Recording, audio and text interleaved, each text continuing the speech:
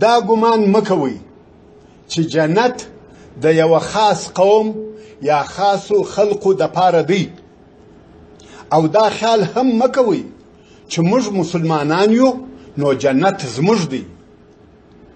ځکه چې ایمان او ښه عمل دغه دواړه د جنت معیار دی نه تشه مسلماني دا چې په خوله سره ووایي زه مسلمان هغه څوک چې ساز او موسیقي اوري نو د دغه اورېدلو په وخت کې پیرانان او شیطانان د ده پر شاوخوا ډانس او رقص کوي که زموږ او د پیرانانو ترمنځ دغه د نه لیدلو پرده ایسته کړل سي دغه د ساز اورېدونکی انسان به دغه د بیرې د منظرې په لیدلو سره بېهوشه دا درواغ دی چې د نن ورځې انسانان هغه انسانان چې د ښځو د حقوقو نارې وهي دا درواغ دی چې دوی د ښځې دپاره ازادي غواړي بلکې حقیقت دا دی چې دوی ښځې ته د رسېدلو دپاره ازادي غواړي دوی غواړي چې ښځې ته په اسانه او آزاد ډول سره ورسېږي د چا څخه بد مه وړه که څه هم ستا په حق کې یې تیری او تجاوز کړی وي ځکه هر څوک چې بد وکړي زمانه به د هغه سره بد وکړي او پر هغه چا مهربانه اوسه چې پر تا یې ظلم کړی وي ځکه دی به هم یوه ورځ د ژوندانه د انتقام یا غچ اخیستلو په وړاندې عاجزه و د هرې نوې ورځې ښایست یوازې د لمر په راختلو کې نه دی بلکې د هرې ورځې ښایست په دې کې دی چې موږ د الله جل جلاله شکر د دې دپاره ادا کړو چې موږ ته یې یوه بله ښایسته ورځ د دې دپاره راکړه چې په هغه ورځ کې یې عبادت وکړو ذکر یې وکړو او حمد یې ته نه یې خبر چې ته په کم کار سره جنت ته داخلېدلی سې په یوه اوښکه که په یوه مسکا سره په یوه ښه خبره که په یوه خیرات سره د یوه آیات په تلاوت او که په یوه تسبیح سره خو د لوړ همت خاوندان د جنت د داخلېدلو دپاره دغه ټول کارونه سره یو ځای کوي او کوي ما ورته وویل د جنت حال راته ووایاست دوی ویل په جنت کې داسې کورنۍ لرې چې د لاسه یې نه ورکوې په جنت کې داسې دوستان لرې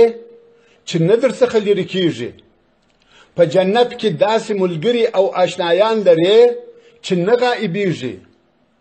د جنت د نعمتونو خیال او تصور نسی کېدلی د جنت نیکمرغي لږېدل او زائلېدل نه لري د جنت په غوښتنو کې محال او ناممکنه نسته هر څه چې د زړه غواړي هغه حاصلولی سي په جنت کې د ساعت عقربونه نسته نو وخت ځای پر ځای ولاړ دی تل تر تله په نعمتونو کې اوسېږي په جنت کې غمونه تللي دي فکرونه ایسته سوي دي خوشحالۍ پر خوشحالیو دي او عمر دی د تل او همیش دپاره دی په جنت کې نه ستړیا سته نه ناروغي نه بدمرغي سته نه آه او اوف په جنت کې د یوه شي د حاصلولو دپاره نه د کلونو انتظار سته نه د ساعتونو هلته سلامتیا ده هلته نعمتونه او راحتونه دي د جنت قصرونه د سرو زرو دي خټې یې مشک دي واښه یې زعفران دي په ولو کې یې عسل او شیدې شراب او رونې اوبه بهیږي په جنت کې زموږ تر فکر او خیال زموږ تر غوښتنو او امیدونو لوړ لوړ نعمتونه موجود دي. په جنت کې نه سترګې ژاړي او نه دې زړه غمجن کیږي، نه دې بدن ضعیفه کیږي او نه دې خوشحالي زړیږي. عبدالله ابن عباس رضی الله تعالی عنهما وایي الله جل جلاله په جنت کې باد راوالوزوي چې په هغه باد سره د ونو څانګې او پاڼې شوري، نو جنتیان د دغو څانګو او پاڼو څخه د جنت د غزلو ویونکو ښځو د آوازونو سره یو ځای داسې ساز او آواز اوري چې مثل او مثال یې هیڅکله نه دی اورېدل سوی. او دا د هغه چا دپاره دي چې په دنیا کې د ساز اورېدل پرې ایښي وي.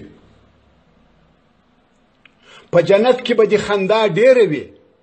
او هر ډول ستړیا به دې هېره وي، دردونه به دې لرې وي او خوشحالي به دې د دنیا تر خوشحالیو څو ځله زیاته وي. د جنت خوشحالي یو خاص ډول او همیشنی خوشحالي ده. په جنت کې هغه شیان شته چې نه د چا سترګو لیدلي دي او نه د چا غوږونو اورېدلي دي او نه د یوه انسان په زړه کې ورګرځېدلی سي. د جنت د نعمتونو دومره بیان یې راته وکړي چې د جنت محبت وژړولم او زړه مې له شوقه داسې ور په حواسو چې دغه اوس ورغلی وای. نو جنت راته وویل آیا د دې دپاره دې کوښښ کړی دی چې ما ته راسې؟ ما وویل آیا مسلمانانو ته دا ښایي چې بې له تا د بل شي دپاره ځانونه ستړي کړي؟ الله جل جلاله دې موږ او تاسې په جنت کې په داسې ډول سره یو ځای کړي چې پر خپلو